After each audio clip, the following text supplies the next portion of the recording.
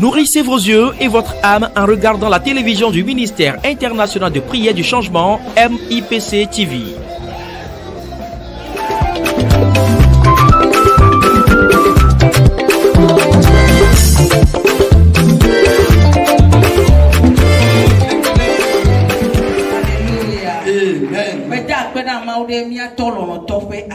Je remercie l'Éternel pour la vie de notre papa bien-aimé. Celui qui m'a donné l'opportunité. Que Dieu le bénisse. Que Dieu le fortifie. Galates chapitre 5. Le verset 22. Nous parlons du caractère des chrétiens. Le caractère des chrétiens. La vie, la manière de vie des croyants.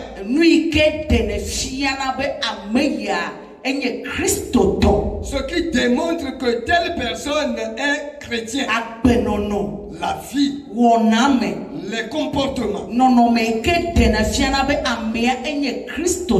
Ce qui démontre que la personne est chrétienne. Le comportement, le caractère du chrétien, le mode de vie des croyants. La dernière fois, j'ai expliqué à chacun de nous ici en disant: on ne naît pas avec ce caractère. On ne naît pas avec le caractère. Mais c'est l'homme même qui l'apprend. Le caractère s'apprend. Que ce soit un mauvais caractère ou un bon caractère. Un bon caractère ou un mauvais caractère. C'est l'être humain même qui l'acquiert. En d'autres termes, on peut apprendre le caractère auprès d'une personne. Que ce soit du côté des amis. On apprend le caractère là. On l'apprend auprès de ses parents. Et on l'apprend aussi auprès de son leader. Ça peut être ton patron. Ça peut être ton pasteur. Tu peux apprendre le caractère auprès de lui. Que ce soit un bon caractère ou le mauvais caractère. Cela s'apprend auprès de ces gens-là. Alors en tant que croyants, nous n'allons pas choisir le mauvais caractère. Nous allons apprendre ou choisir le bon caractère. Le bon caractère qui démontrera que nous sommes des croyants. Ou alors nous sommes chrétiens. Tel que le Seigneur Jésus l'a signifié.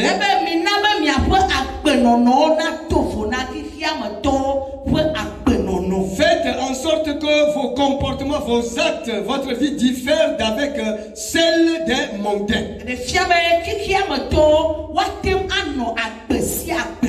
cela veut dire que les mondains peuvent mener n'importe quel genre de vie. Mais nous, croyants, nous ne pouvons pas mener toutes les vies. Parce qu'il n'y a pas de permission pour cela. Si quelqu'un est croyant, il doit apprendre au pied de Jésus-Christ. Et durant l'existence de Jésus-Christ sur cette terre, il n'a pas mené une mauvaise vie dont la Bible nous en a parlé. Mais toute la vie que Jésus a menée a démontré la grandeur de l'Éternel Dieu.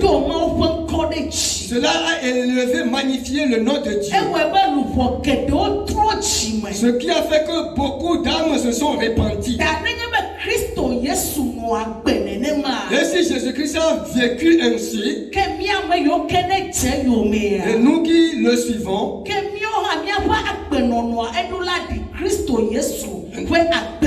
Notre vie doit alors ressembler à celle de Jésus-Christ. Et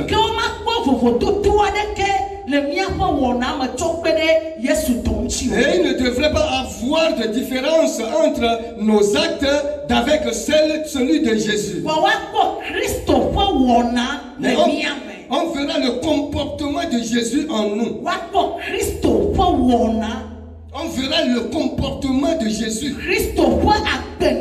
Le mode de vie de Jésus. Le caractère de Jésus. Il faudrait qu'on le distingue en nous. C'est ce que Jésus veut de nous qui sommes ses enfants. Si quelqu'un veut me suivre, qu'il dépose lui sa croix et prenne moi Jésus ma croix. Et quelle est alors nous notre croix? Ce sont les mauvaises vies que nous menons. Pendant que nous n'avions pas encore connu Christ, nous menons n'importe quelle vie qui bonne nous semble. Au moment où nous n'avions pas Christ, à présent que nous connaissons Jésus-Christ,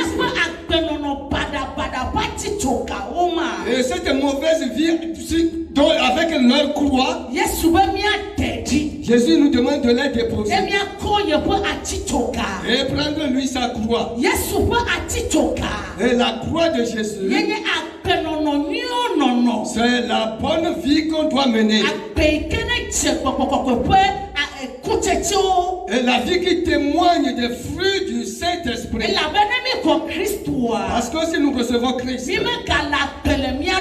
nous ne vivons plus de nous-mêmes. Mais on nous a envoyé l'Esprit consolateur. C'est cet esprit qui réside en nous. C'est cet esprit qui révèle les nouvelles vies en nous. Et c'est cet esprit qui nous enseigne les bonnes choses. C'est cet esprit qui arrache les mauvaises vies en nous. Et met en nous, lui, son caractère. Alors si tu es chrétien, ton comportement, ton mode de vie, tes actes, ta manière de parler, ton adoration doit témoigner Jésus-Christ. Bien-aimé dans le Seigneur Jésus, que Dieu puisse nous aider tous, afin que notre adoration ne soit pas une vanité pour nous, qu'il y ait de bénéfices. Et si nous utilisons nos temps dans la maison de l'Éternel, et nous refusons d'adorer les fétiches, et nos vies donc ne vont pas glorifier le nom de Dieu, afin qu'en ce jour fatidique, que Jésus nous dise qu'il ne nous connaît point, ou je ne vous connais point. Ce serait de larmes et de lamentations. Alors que le Seigneur Jésus nous aide, et que son esprit nous fortifie, afin que nous puissions produire les fruits du croyant. Au nom de Jésus. Que quelqu'un me réponde fortement Amen. Est-ce que c'est Amen ça? Réponds-moi fortement Amen. Alléluia. Amen. Et j'ai dit tantôt que l'esprit révèle le fruit en nous. Dans Galates chapitre 5, verset 22.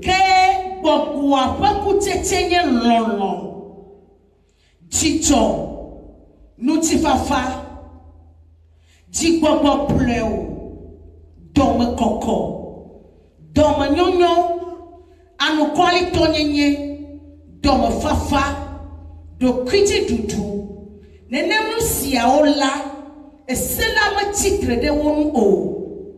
Ke amesonye Kristo tola. Wo kla wo panu chilao. Ple wo panu chochuo. Enu wamao pakle nu pia de achicho kanu. Nous lisons dans Galates chapitre 5. Ok. Kene mieno apele pokwa la. Minamia son le pokwa ha. Klena. Merci maman. Nous lisons dans Galates chapitre 5 à partir du verset 22. Et là c'est écrit. Mais le fruit de l'esprit, c'est l'amour, la joie, la paix, la patience, la bonté, la bénignité, la fidélité, la douceur, la tempérance. La loi n'est pas contre ces choses. Ceux qui sont à Jésus-Christ ont crucifié la chair avec ses passions et ses désirs. Si nous vivons par l'esprit, marchons aussi selon l'esprit. Le popom la minabe miason le popom ha. Si nous vivons par l'esprit, marchons aussi selon l'esprit. Si nous vivons le popom la dans l'esprit,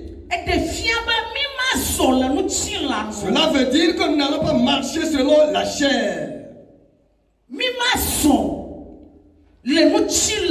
Nous n'allons pas marcher selon la chair. Mais nous allons marcher selon l'esprit. S'il vous plaît, est-ce que nous comprenons? Nous n'allons pas marcher selon la chair.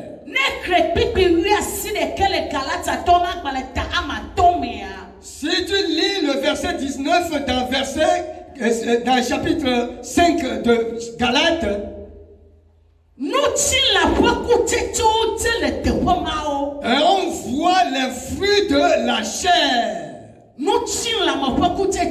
Les fruits de la chair font figure là. Les fruits de la chair,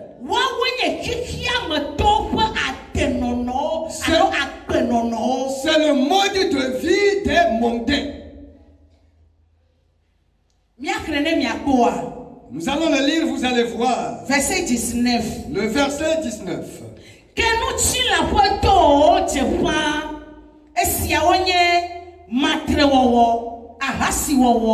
Makomakonyenye ehacheche trosubo afakaka kewowo jirewowo nupafa domeje dodo jirehehe mamao komamao domevofie rondodo ahamumuwo aglotutuwo ple esiao tongbe nu siao glomelebena abe alesi me bredi na mi koko la enebena amesio wo alenu siawo la mani maofia la dome o. Alors nous lisons dans le verset 19 de Galates chapitre 5 et ça, là c'est écrit.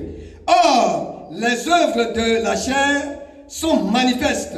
Ce sont l'impudicité, l'impureté, la dissolution, l'idolâtrie, la magie, les inimitiés, les querelles, les jalousies, les animosités, les disputes, les divisions, les sectes, l'envie, l'ivrognerie, les excès de table et les choses semblables.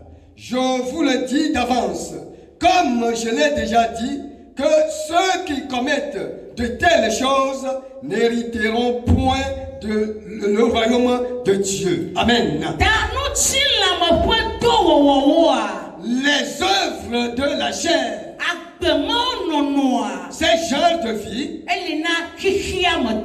sont pour les mondains. C'est le mode de vie des mondains. Nous, en tant que croyants,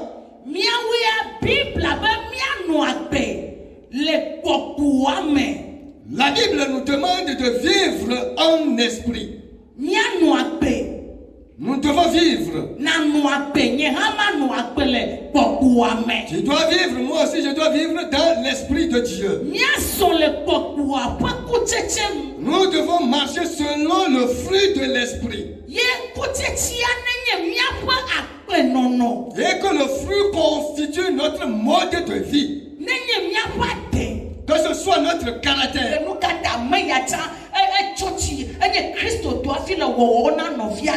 Et parce qu'à certains moments, si tu apprends certaines choses, tu vas te dire, mais pourquoi celui-ci se réclame chrétien et se comporte comme cela vis-à-vis de son frère?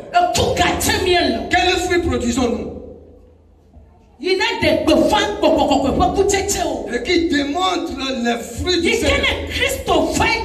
Et si Jésus venait aujourd'hui, il nous verra comme des enfants fidèles.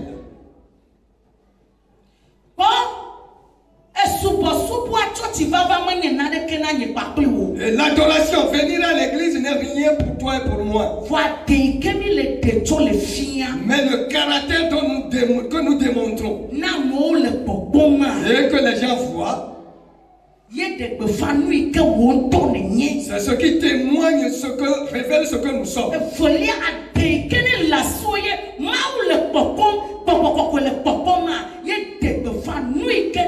Deuxièmement, le caractère que tu as et que Dieu voit, que le Saint-Esprit voit, c'est ce qui démontre, révèle ce que tu es. Si tu es croyant, tu ne dois pas avoir un mauvais cœur. Mais tu dois avoir un bon cœur vis-à-vis de tout le monde. Et tu dois aimer tout le monde. Tu dois te réjouir vis-à-vis de ta personne et vis-à-vis des autres. Et tu mènes la vie de paix. La vie de paix. Tu ne dois pas vouloir que là où tu résides, il doit avoir de la querelle là-bas. Tu ne dois pas le chercher. Que là où tu es, qu'il y ait de dissension là-bas. Ou bien de l'amertume là-bas.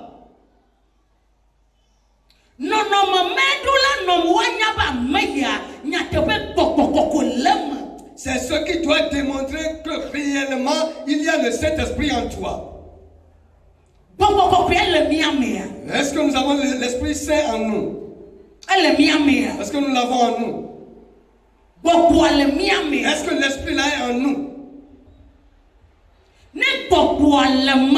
Si cet esprit est en toi, pourquoi tu ne vas pas chercher la paix? Ou bien est-ce que je mens?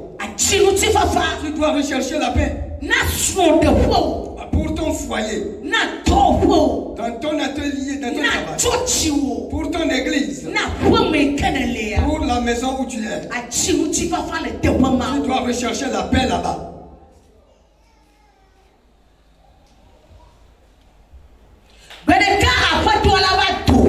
Un jour, le Seigneur va survenir. Et ne verra pas cette bonne vie-là en nous. Il ne le verra pas en nous. Un jour, le Seigneur va apparaître. Et il ne verra pas le fruit du Saint-Esprit en nous. Mais ce jour-là, ce sera dommage. Ce serait pitoyable pour toi et pour moi. Mais je suis sûr que nous n'allons pas demeurer là. Ou bien est-ce que nous serons là? Est-ce que tu seras là? Le dimanche passé, papa a dit quelque chose ici à la chaire. Il dit, si tu t'es repenti nouvellement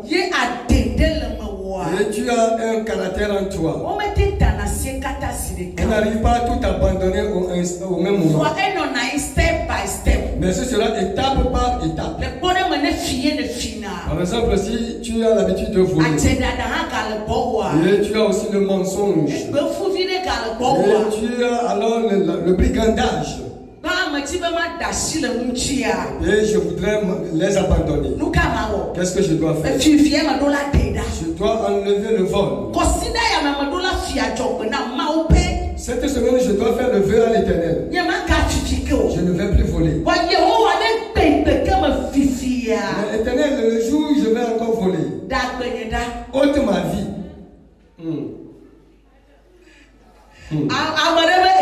Quelqu'un dit, hey. Voyez-vous, il y a certains péchés. Pour s'en sortir, ce n'est pas facile. Mais pour t'en sortir, nous avons besoin de faire un certain vœu. On va faire un vœu à l'Éternel.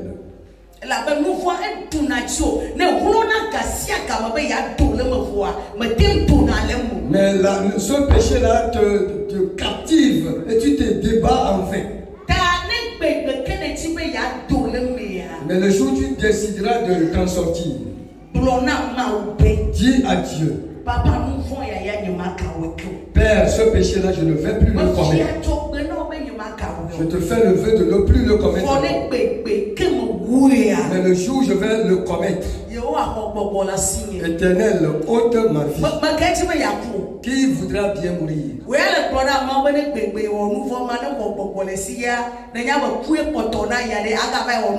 Et toi, tu as dit à Dieu, je ne vous dis pas de le faire. Je ne vous dis pas d'aller le faire. Oui, chacun avec les relations qu'il a avec Dieu. Je ne te dis pas d'aller le faire.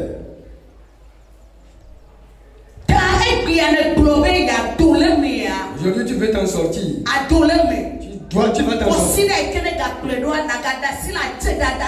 Et la semaine prochaine, tu vas sortir du mensonge. Petit à petit. Cela avance ainsi. Si on engendre un enfant, il s'assoit d'abord avant de commencer par ramper. Avant de continuer par marcher. Et nous certains, nous marchons en ce moment. Mais nous sommes comme des enfants. Ce qu'on t'a refusé aujourd'hui, c'est ça qu'on va encore te refuser demain. Nous sommes comme des enfants. Mais je sais que nous sommes des hommes intelligents. Et personne n'est venu auprès de Dieu pour nous. Chacun cherche le salut. Nous sommes en combat sur cette terre. L'ennemi ne nous permet pas de mener la vie qui est digne de Dieu. L'ennemi ne nous permet pas de produire le fruit du Saint-Esprit. Que Dieu nous bénisse tous. Et qu'il nous fasse grâce. Ton caractère, mon caractère, révélera ce que nous sommes. Et si tu es quelque part, personne n'a parlé de toi. Ton caractère doit parler de toi. Pose une main sur ta poitrine et parle à l'Éternel concernant ton caractère, concernant ton mode de vie. La manière dont ta vie est, ta démarche, tes comportements. Oui, est-ce que cela témoigne de ton Dieu? Est-ce que cela témoigne de ta repentance? Est-ce que cela le témoigne? Quelqu'un peut-il te suivre pour venir auprès de Christ? Quelqu'un peut-il te dire, sœur, conduis-moi dans ton église? Beaucoup ont terni l'image de notre église dans leur quartier. Tu me vois sur Facebook. En ce matin, Dieu demande la repentance de ta part. Dieu veut un nouveau mode de vie en ta vie. Le mode de vie qui ressemble à celui des chrétiens. La Bible dit que nous sommes dans le monde, mais nous ne sommes pas du monde. Il y a certaines vies, nous croyants ne devons plus les vivre. Que Dieu vous bénisse tous. Et que sa grâce demeure avec vous. Au nom de Jésus-Christ. Unis-toi, moi je vais prier. Voyons Dieu, je t'ai encore parlé ce matin. Je vous ai demandé de produire le fruit du Saint-Esprit. Afin que nos vies dans nos demeures à l'église témoignent de la vie du Christ. Père, nous te supplions. C'est toi qui vas nous aider. Et nous le ferons. Je demande la grâce de ta part. Que Dieu nous aide. Que nos vies témoignent de ton nom. Au nom de Jésus-Christ. Nous avons prié. Amen. Amen. Nourrissez vos yeux et votre âme en regardant la télévision du ministère international de prière du changement MIPC TV.